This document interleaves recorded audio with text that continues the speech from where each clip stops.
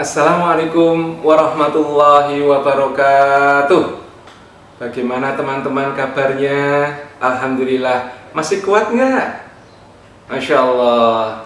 Mari kita bersyukur kepada Allah yang telah memberi kepada kita kekuatan, ya, bisa melaksanakan berpuasa di bulan Ramadan ini. Dan ini kita masuk hari keberapa? Hari ke-12. Alhamdulillah ya. Semoga kita bisa menyelesaikan puasa tahun ini 1 bulan penuh. Amin ya rabbal alamin. Ya, salam dan salam semoga tercurah kepada baginda Rasulullah Muhammad sallallahu alaihi wasallam beserta keluarga beliau, para sahabat, tabi'in, tabi'in dan seluruh kaum muslimin dan muslimat hingga akhir zaman.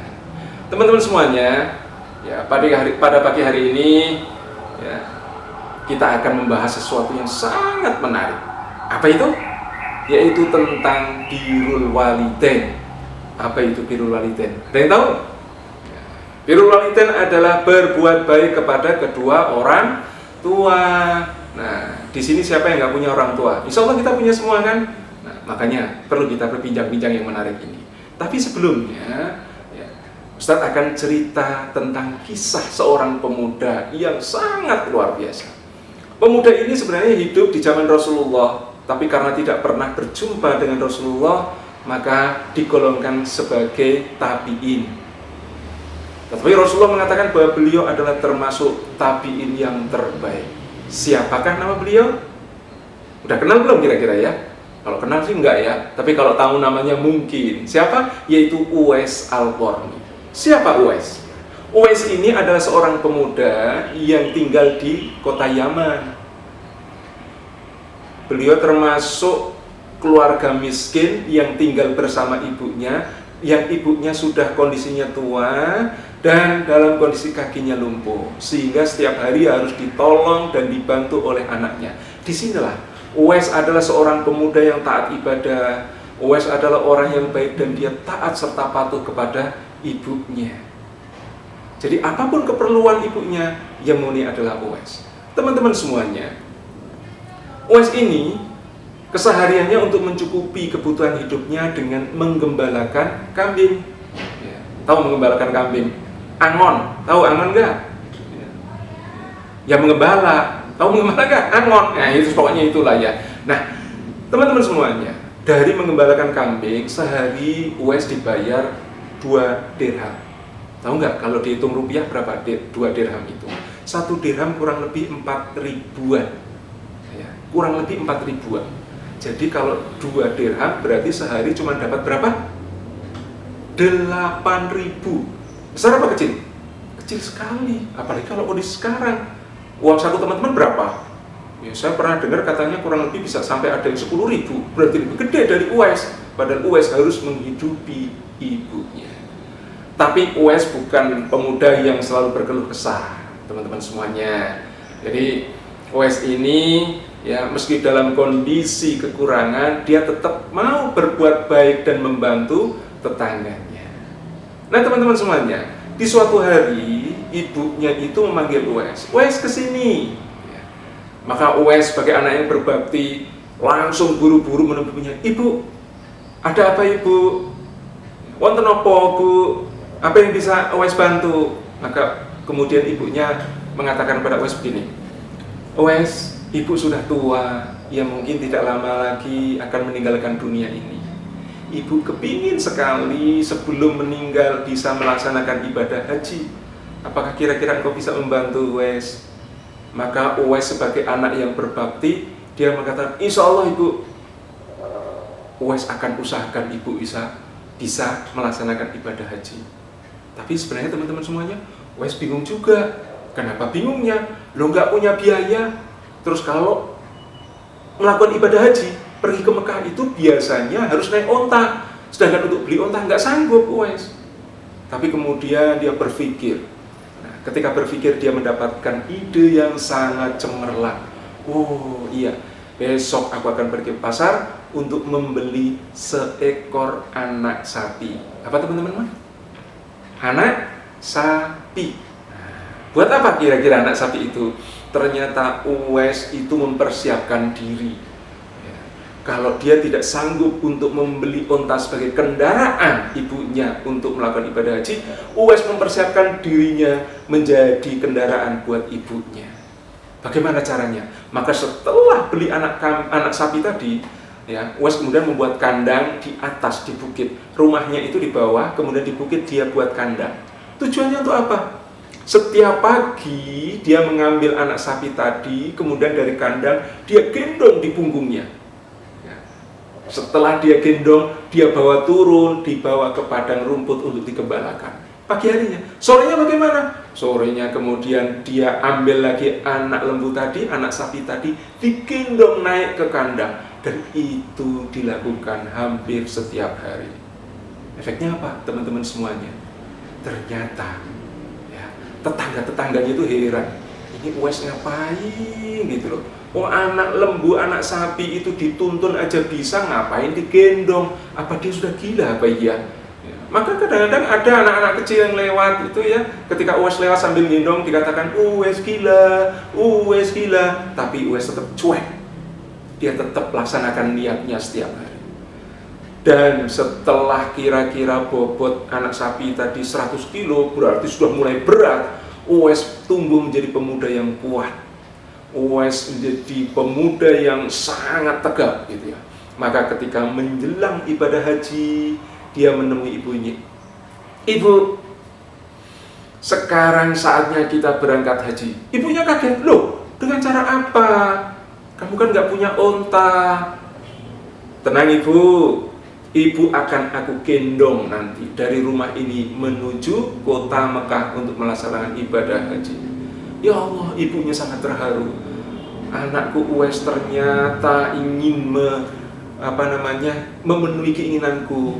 Dia menjadikan dirinya sebagai kendaraanku. Maka benar teman-teman semuanya. Uwais kemudian menggendong ibunya ya untuk pergi kota Mekah melaksanakan ibadah haji.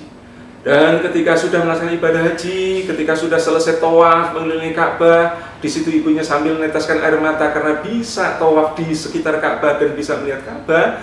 Maka kemudian setelah selesai mereka berdoa di depan Ka'bah. Salah satu tempat yang diijabah untuk berdoa adalah di depan Multazam. Mereka berdoa. Dan teman-teman semuanya, ibunya menyampaikan hajat, ibunya menyampaikan keinginannya, berdoa ya untuk diri keluarganya. Tapi ibunya kemudian heran ketika mendengarkan doa Uwais. Doanya bagaimana? Uwais ternyata doanya cuma satu toh, diulang-ulang. Ya Allah, ampunilah dosa-dosa ibuku ya Allah. Begitu teman-teman, diulangi lagi, ya Allah, ampunilah dosa-dosa ibuku. Maka ibunya heran. Uwais, doa untuk dirimu kapan? Kenapa engkau nggak minta doa untuk dirimu? Maka Uwais mengatakan, ibu, cukuplah bagi Uwais ketika ibu sudah diampuni dosanya dan ketika ibu sudah masuk ke dalam surga, maka ridho ibu itu cukup bisa memasukkanku ke dalam surga. Maka menangislah ibunya. Dan karena tangisan ibu dan doa Uwais ini, maka Allah kemudian mengabulkan dan menyembuhkan penyakit yang diderita Uwais. Apa penyakitnya teman-teman semuanya? Tadi belum saya sampaikan ya. Uwais itu ternyata punya penyakit yang disebut penyakit sopak. Apa itu penyakit sopak? Penyakit sopak adalah penyakit belang-belang. Kulitnya ini ada putihnya. Jadi bukan panu ya, tapi putih, benar putih. Ini coklat putih, ya kayak zebra gitulah. Dan saat itu juga Allah sembuhkan penyakit sopaknya, penyakit belang-belangnya, dan disisakan satu titik besarnya kurang lebih ya satu uang logam gitu ya. Ya ada yang bercerita katanya di punggungnya, ada yang cerita di telapak kaki, di telapak tangannya. Tapi benar di telapak tangan gitu ya. Nah teman-teman semuanya, dari kisah Uwais Al-Qarni ini ya, sangat baktinya kepada ibunya, maka ada pelajaran yang menarik tentang birrul walidain yang bisa kita ambil pelajaran. Apa saja teman-teman semuanya? Yuk kita ambil pelajaran dari kisah Uwais Al-Qarni ini. Pelajaran yang pertama ya, pelajaran yang pertama, ternyata kita itu harus bisa berterima kasih kepada orang tua kita ya.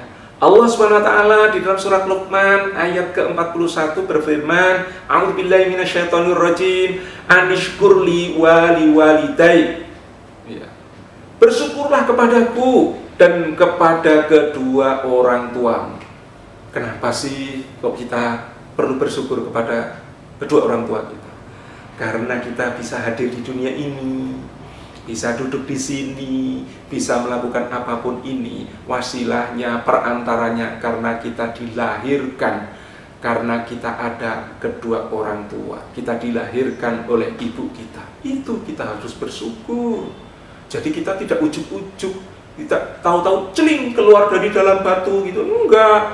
Tahu-tahu jatuh dari langit, enggak. Ada siapa? Orang tua. Makanya nanti ya sampai rumah ya, atau ketemu ibu sama tua bapak, terima kasih kepada orang tua. Ibu bapak terima kasih, ibu bapak telah ya mengantarkan aku hidup di dunia ini. Itu pelajaran yang pertama. Pelajaran yang kedua, maka kita itu sebenarnya untuk birrul walidain adalah harus berbuat baik kepada orang tua. Bagaimana berbuat baiknya? Di dalam surat An-Nisa ayat ke-36 Allah berfirman, "Wa'budullaha wa la tusyriku bihi syai'an wa bil walidaini ihsana." Dan sembahlah Allah dan janganlah kalian semua menyekutukan Allah dengan sesuatu pun. Dan kepada kedua orang tua kalian berbuat baiklah. Cara berbuat baiknya bagaimana? Contohnya satu, ya. Jika dipanggil orang tua, itu harusnya segera menjawab dan datang. Seperti Uwais tadi, ketika ibunya memanggil Uwais ke sini, segera datang. Maka teman-teman semua juga sama. Ketika ibu atau bapak kita memanggil, segera jawab dan datangi. Jangan pura-pura nggak dengar. Kadang-kadang kalau teman-teman lagi main HP, ya kan? Ya lagi main HP, apalagi HP-nya sudah miring. Tahu kalau udah miring? Berarti lagi main game atau lagi lihat YouTube. Dipanggil pura-pura nggak dengar. Jangan. Beliin ibu gula buat nanti berbuka. Maka sebagai anak yang baik, ya, yang berbakti kepada kedua orang tua, nggak perlu nanya lah, buat apa sih? Beli aja sendiri. Enggak, langsung mana ibu uangnya? Kemudian belanja. Tapi ya, kadang-kadang kalau anak-anak sekarang bukan di sini sih ya, bukan di MI ini ya, di sana-sana ya. Ya mau, mana upahnya? Jangan. Ya, teman-teman semuanya. Nah, kemudian kalau diperintah itu jangan sampai nanti sebentar, langsung laksanakan. Letakkan tugas, letakkan apa yang sedang kita kerjakan. Contoh yang berikutnya, kalau teman-teman nanti sudah dewasa, sudah mempunyai harta, sudah mempunyai apapun yang dimiliki, maka ketika orang tua membutuhkan, berikan. Dan apapun yang dibutuhkan orang tua, dahulukan. Jangan mementingkan diri sendiri. Ya, apalagi anak laki-laki ya. Nanti kalau sudah dewasa, ya harta kita adalah harta orang tua. Itu. Pelajaran berikutnya, pelajaran ketiga. Apa yang harus kita lakukan? Maka jangan sampai kita membentak. Membentak siapa? Kedua orang tua. Allah SWT dalam surat Al-Isra menyampaikan, "A'udzubillahi minasyaitonirrajim. Imma yablughanna 'indakal kibara ahaduhuma aw kilahuma fala taqul lahumā uffin wa la tanharhuma wa qul lahumā qawlan karīma." Jika telah sampai di sisi kalian, jadi ketika kita berbarengan dengan kedua orang tua, ya, ketika kita menemui mereka salah satu atau keduanya sudah tua, maka dilarang berkata berkata apalagi berkata hus, itu ya, nggak boleh. Nah, dan kita walatan haruma, tidak boleh membentak keduanya. Kita tidak boleh berkata yang kasar. Jadi ketika kita misalnya lagi belajar, meskipun lagi belajar ini, ketika dipanggil orang tua, jangan sampai mengatakan, "Ibu, gimana sih? Kan lagi belajar." Nah, jangan, nggak boleh. Dan kemudian di dalam ayat itu, ya, wa qul lahumā qawlan karīma, kita diperintahkan berkata yang lembut, yang baik. Maka teman-teman semuanya, jangan sampai kita nadanya meninggi melebihi suara bapak dan ibu kita. Nggak boleh. Itu ya. Nah, kemudian pelajaran apa berikutnya? Yaitu selalu mendoakan kebaikan untuk kedua orang tua kita. Uwais aja nggak pernah berdoa untuk diri sendiri, berdoanya malah untuk ibunya. Kenapa? Karena begitu kita berdoa untuk orang lain, maka para malaikat akan mendoakan diri kita. Maka mari kita doakan kedua orang tua kita. Bagaimana doanya teman-teman? Hafal nggak? Ya. Rabbighfirli wali walidayya warhamhuma kama rabbayani shaghira. Itu doa yang harus selalu kita baca, apalagi setelah sholat teman-teman semuanya. Ya, mohon ampunan untuk kedua orang tua kita. Ya, mohon supaya Allah memberikan kasih sayang kepada kedua orang tua kita, sebagaimana orang tua mengasihi, menyayangi diri kita. Itulah teman-teman pelajaran yang bisa kita ambil. Kenapa? Karena Rasulullah mengatakan ketika ditanya sahabat, ya Rasulullah, siapa orang yang paling pertama harus aku berbuat baik, pergauli dengan baik? Maka jawab Rasulullah, siapa? Ibumu. Siapa lagi ya Rasulullah? Ibumu. Siapa lagi ya Rasulullah? Ibumu. Sampai 3 kali. Baru ketika ditanya siapa lagi ya Rasulullah? Bapak. Teman-teman semuanya, jika kita menghendaki kesuksesan dunia ini dan akhirat kelak, maka kuncinya cukup satu, yaitu apa? Mencari ridho kedua orang tua kita. Karena apa? Karena Allah SWT itu akan ridho jika kedua orang tua kita ridho. Ridallah fi ridal walidain. Keridhaan Allah itu di dalam keridhaan orang tua kita. Teman-teman semuanya, inilah pelajaran yang bisa kita ambil ya dari kisah Uwais. Bagaimana kita birrul walidain, bagaimana kita berbuat baik kepada kedua orang tua. Mudah-mudahan ya teman-teman semua, termasuk Ustadz ini ya, bisa berbuat baik, berbakti kepada orang tua, dan kelak kita dikumpulkan ke dalam surga beserta keluarga kita, bersama orang tua kita, berkumpul dengan para nabi dan para aulia. Demikian ya, mohon maaf jika banyak kekurangannya, mudah-mudahan kita bisa mengambil manfaatnya. Assalamualaikum warahmatullahi wabarakatuh.